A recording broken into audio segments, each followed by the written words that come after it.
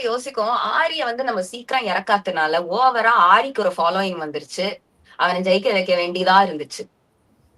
இப்ப அந்த வீட்ல அந்த மாதிரி ஒரு சைலண்ட் ஃபாலோயிங் யாருக்குன்னா, சபரிக்கு வர வாய்ப்பு. சபரிக்கு. பட் ஆரி அளவு வராது. ஏன்னா, அந்த சென்டிமென்ட்ட மக்கள் ஆரி மேல எக்ஸாஸ்ட் பண்ணிட்டாங்க. அவ்வளவுதான். ம். ம். அந்த ஒரு விஷயத்துக்கு ஆரின்னு கிடைச்சுட்டாங்க. இப்ப சபரியா அந்த ஸ்லாட்ல மக்களால வைக்க முடியல. பட் ம். வச்சிருவாங்களோன்னு பயந்து மேபி விஜய் டிவி சபரியா இருக்கலாம். ஓகே. சோ சபரி சபரி போக வாய்ப்பு இருக்குன்னு சொல்றீங்க.